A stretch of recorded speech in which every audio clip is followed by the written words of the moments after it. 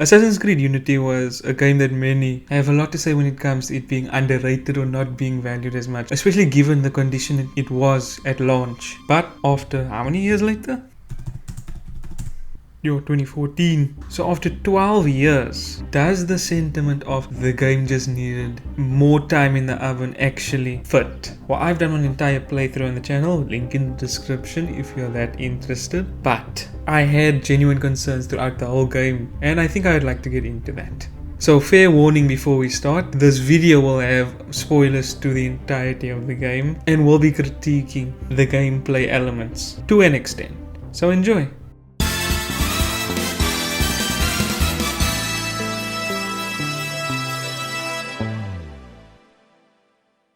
First of all, its story. The greatest strength is its characters and Arno's personal journey from initiate to what can basically be said as an independent master assassin. I'm unsure of where his standing was with the Brotherhood at the end, but I do believe he becomes a master assassin, with his interactions with different key characters being a highlight as well. They were funny, charming, heartfelt, and even a little bit emotional at times. However, the game honestly had no impact on the greater story, with our whole experience leading to nothing of worth for anything in the modern day. What it was supposed to cover was to find the last place of a sage, an individual that has precursor DNA. How we ended up was finding that the sage's remains are too damaged or contaminated due to how it was taken care of, and the assassins of all people saying, well, crisis averted.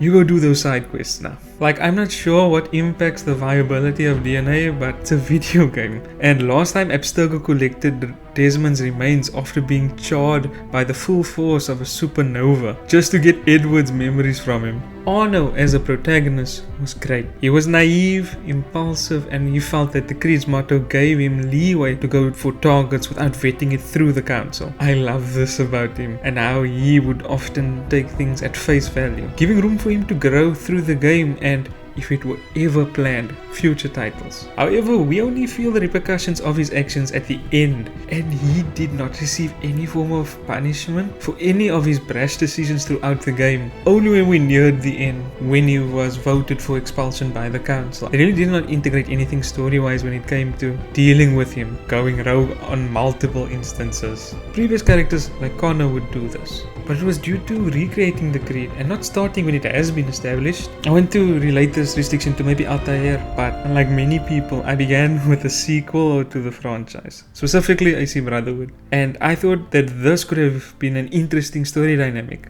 as almost all protagonists in the games are either restarting the Brotherhood as founding members or are separate from the Brotherhood and only engage with them for plot progression or cameos.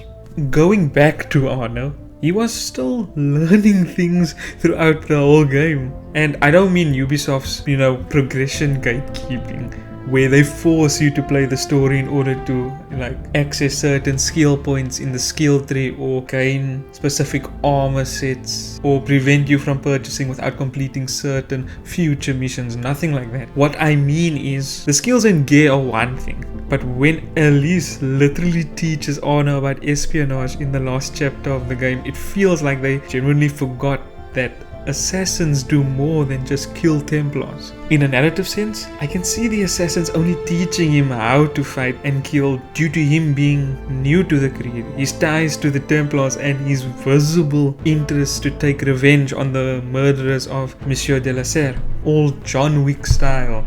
Gameplay wise, the stealth was the most fun aspect. Using the tools that you unlocked in the skill menu to misdirect enemies and deal with them silently and engage with larger groups better was, in my opinion, the most fun aspect. I say this because I tried my utmost best to avoid combat unless it was to give myself a reminder on how to play. A lot of people mention that the combat relies on the player to attack methodically and that every attack needs to be precise, but I'll be honest, it's clunky. It's just terrible. I was constantly smashing the attack, counter and dodge buttons, and the poor choreography of the AI makes it so difficult to have a fight that wasn't randomly flailing the weapon with using a high damage pistol or any other ranged weapon. I'll also be transparent and say that the tools being tied to the skill points makes it very hard to incentivize their use until it's your last resort, or just experimenting with them to achieve 100% synchronization. It would have been better to integrate the tools with story progression, but I'll get into that in the next section. What I would change. I'm very cautious on this because I had this whole section literally full to the brim of things I would change and add, but I was going overboard with a lot of things, especially with things story-wise. But I realized that all of that would completely change the game and its genuine experience. That thing that makes it this underrated diamond in the rough or gem in the rough. A little bit of a name drop there. Because there's a reason why people gravitated towards Unity. There's some key elements that I feel must be tuned or focused on. So I'm not going to give anything specific, but I am going to kind of paint a broad brush on it. However, what you're about to hear is an extremely summarized and revised version of changes that I think would improve the overall experience. Starting with a character that could have been more utilized, Latouche. If you don't know Latouche, he is one of the targets that you get near the end of the game, but you meet him quite earlier. I do feel he should either turn to the Assassins or be a double agent that was a neutral party but moved closer to the Templars. The Assassin turncoat idea could occur if he was more altruistic and empathetic to the problems of the common folk. Latouche will get the feeling that his worth among the Templars has only just been his skills in directing the frustrations of the lower class citizens towards their needed targets. Another reason could be that he finds out that his downfall from Taxman to King of Beggars was the Templars doing, either due to them covering up the money that was laundered or estimating that Latouche would be more useful in the position we find him in throughout the game. And thus, first being the reason for him to ally himself with Germain now becomes his reason for turning against them, because he still worries for the people of France. He still worries for the citizens that are in the most unfortunate situations that will forever be placed under the heel of those that in this case have more privilege, have more power, more finance, more backing, and are in more control of the social standing, because he mentions many times that they are rich, they are powerful people that he claims are parasites that do nothing but suck the finances dry and just completely overlook the needs of the population, that only serve their own purposes without thinking of the people. The double agent idea comes from Latouche being fully driven by greed. The money laundered, that's him believing that it wouldn't be missed, falsifying the totals and straight up abuse of his position to ensure he gets ahead. With his current position of the King of Beggars, Latouche was an information broker that provided a place to stay for the city's vagrants, but done so for a fee, either with money or using those that society doesn't notice as his spies to gather intel for the highest bidder. This version of him, I think, can include the introductory scene of him that has him forcibly amputate a vagrant, as he mentions in there that those with visible disabilities were most likely to receive sympathy and gain more money during begging, and also the fact that if he's perceived as undesirable, especially from like the richer folk, and that he won't be as threatening when it comes to gathering information, gathering intel. Latouche only becomes a target when Arno finds out he has been giving false information to the Assassins and leaking their information to the Templars, specifically Germain's group, as they promised him riches and a higher standing in their new world that they wish to bring. There's a lot I absolutely love about Latouche as a concept, using him as a message of how the rich and powerful can use people that we relate with to be agents that keep us in systems that oppresses us, could have been expressed through him. there should be initiates in the Brotherhood that could have bounced off Arno, encouraged him to realize the necessity of working within the council's guidelines, help him deal with losses and adapting to being an assassin, or just having interesting side content. In the co-op missions, there were multiple characters that they could have utilized in the main story to demonstrate the variety of skills within the assassins, their diverse background, such as their social class, their gender, their family, even disability, as I mentioned. I think in the beginning of my playthrough, I saw an NPC walking around with a peg leg, and I remember saying, if this were Assassin's Creed Brotherhood or Revelations, that that character would have been recruitable. And how far they reach, like underground networks, their political side, which the council has an influence in given the treaties with the Templars. Also, the people that Arno allies himself with could have provided additional support in the final mission. A storm the castle kind of thing could have been implemented with friends being the distraction, or causing a revolt somewhere within the city, forcing the castle to be underguarded, as most of them are dealing with the uproar in the civilians. I said this earlier with the truce that was done between the assassins and the Templars, but it's such a heavy key figure in the game that the game literally needs to be redone if it were ever removed, because I do not like the thought of a truce or treaty, because it makes absolutely no sense. And it literally showed in the game how the Templars was still in position of power, even though there were like a few that were still part of politics, but I think they were more of the mouthpiece of the people rather than actual high standing individuals. I know Arno and his father were wealthy, given that they went to parliament and that, but still, in my mind, the treaty must stay, but on this condition. Arno's father realizes that yes, the treaty between the Templars and the Brotherhood is vital, but would only have been beneficial for one group, i.e. the Templars. And he had as much foresight to see how it would have affected the people of France. And given that he was thus aware of it, that was his reason for his assassination. Arno's father had the amendments made within their truce that would have made the playing field more even. The Templars caught wind of this, and thus the game progresses like that.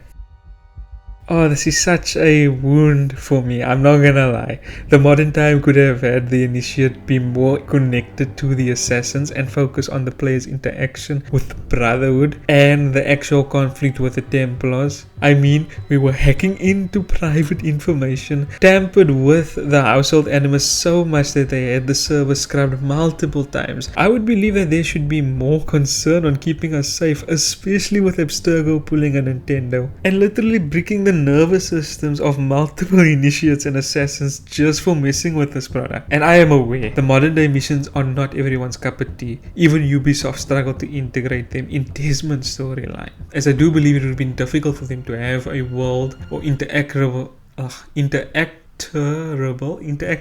outside of the Animus. They wanted the player to be the initiate. They wanted him so badly, and I have constructed like 2-3 ideas, but I don't think it would have done it justice.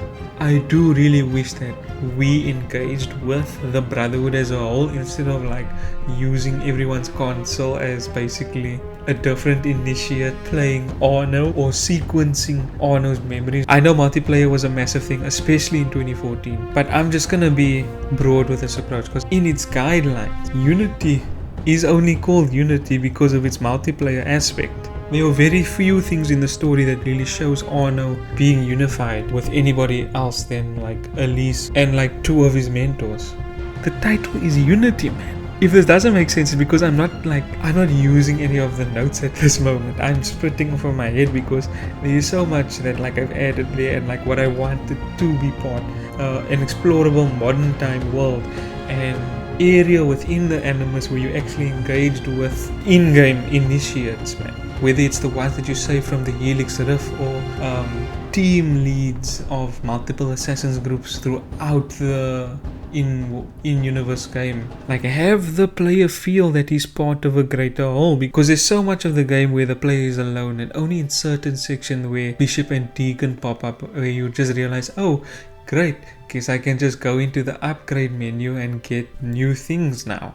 where the word unity wasn't just a gimmick for its multiplayer, man. Having the multiplayer aspect actually be part of the main story would have been interesting. Like, there could have been, yes, the in-game NPCs are sometimes very bad at tracking stuff, but like, at least in this updated version, it's decent. Like, there could have been a AI controlled mentor or assassin mission where it could still also apply the 4-player multiplayer like later on, but that first mission is always just within the main story, I mean, where the initiate engages with him and they also have missions for him, and he gains a sense of how the conflict looks in the modern world, how it impacts different regions, especially if we look at the flow of how governments control what content people consume. Like, let there be private servers, let there be spaces or areas where the Animus servers cannot really reach, or the backdoor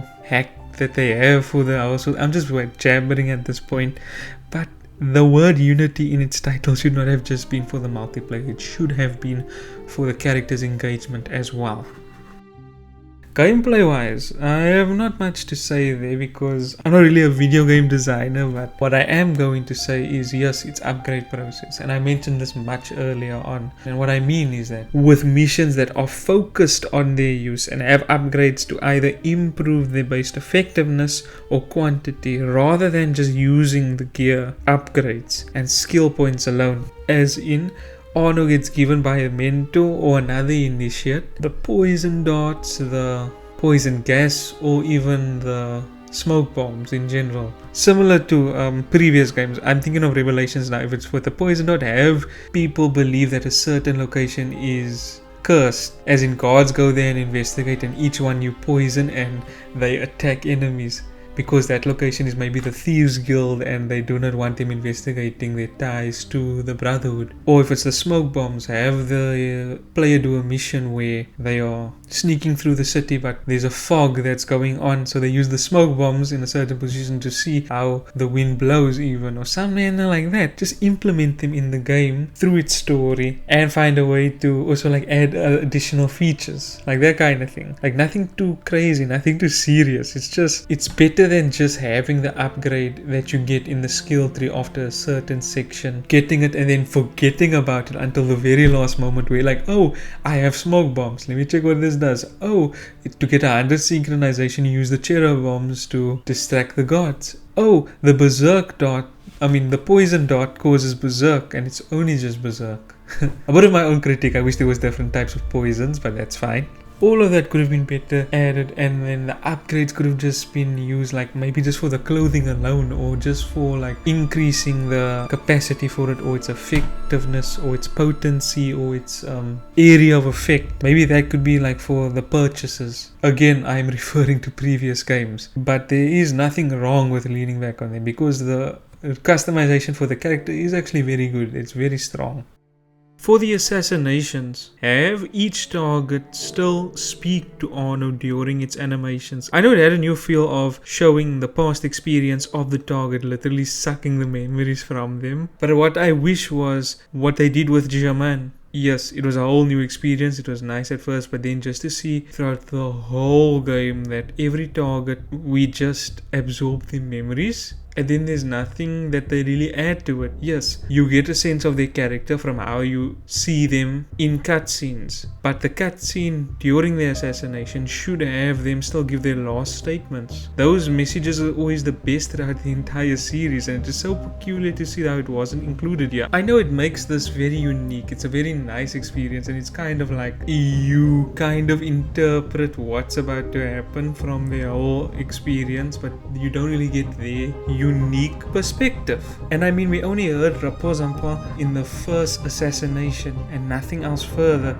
and this could have been a humbling experience for him as well, that even though you take out your target, you still respectfully send them off, which is just a fact that I wish that Arno should have been engaged more with the Brotherhood.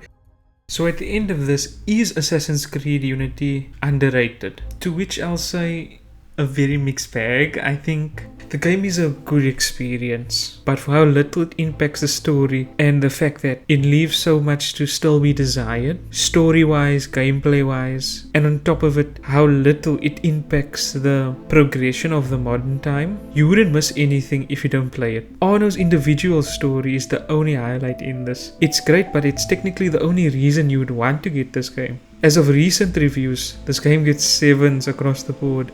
And all I can really say is that I would recommend this to other people.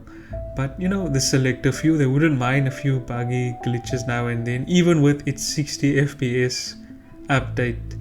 But I don't see this as completely unplayable. I also don't see it as completely faultless. It's more of a 6 or 6.5. It might sound harsh, but let's be honest, a 6 is still a passing grade. C's get degrees, and I guarantee that this game is still playable at the end of the day. And I can only relate to what many others would say about the game is it has a fantastic start and a good end, but the middle is so muddy. Or you should just check out the game yourselves. Play it for yourself or watch a whole playthrough. Yeah, there's I have a link to mine in the description below. And that being said, I'm Rough Jim, and thank you for watching. Later, brasa.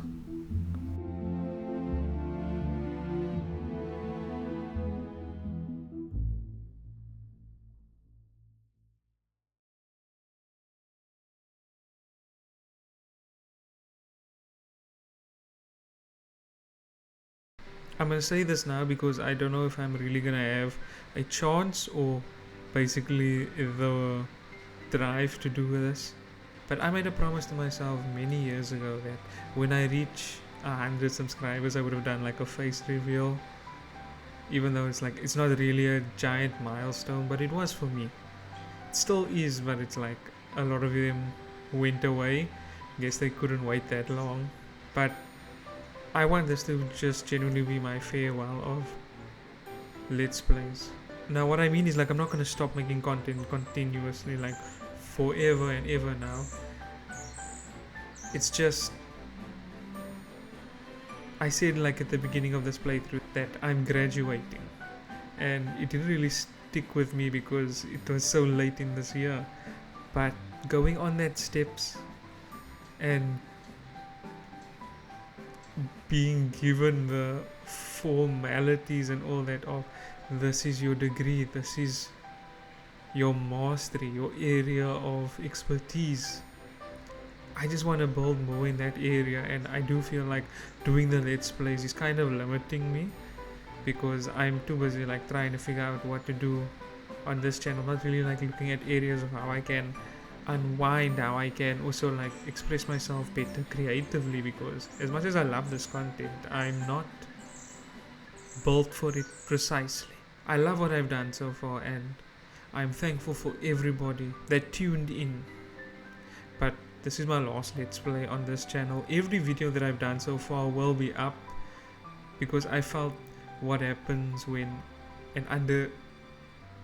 a perceived underrated content creator removes their content, whether it's music or in this case YouTube videos. I'm still gonna have it up almost as a time capsule for myself, but it's just I'll be focusing more on the other channel and like completely focused on making content more like this. It was much more, dare I say, fun. But thank you for watching. Thank you for those that literally stood from 2021 when I first uploaded up until now, and I'm just thankful that I could do this. This was a dream of mine since I was younger, because I'll be honest, I am not in the most fortunate positions, but I do have a lot of grace when it comes to things that I do. I'm thankful that I was able to do it. I'm thankful for everybody that was willing to watch and also willing to see how I've changed, what I've done, and what I'm able to do. But I'm going to do a lot of things, and these two channels, very fun creative wise, but I'm kind of leaning towards content like this, and I hope you could also stick with me on that. The other channel is of course in the description, but still, overall Thank you so much for watching. None of this would be here if not for the people that tune in. I might not be great. A lot of this video might be messy because I'm a messy person myself. And I take pride in that. Because I don't want to be a perfect picture, a perfect being, someone that like nobody can really like relate with. That's not me. That's far from me, in fact. So I'm saying for the final time on this channel, with a high note like this. Later, Brasa. Deputy Vice-Chancellor, I request you to confer the degree Bachelor of Social Work on the following candidates. Ezra Bailey.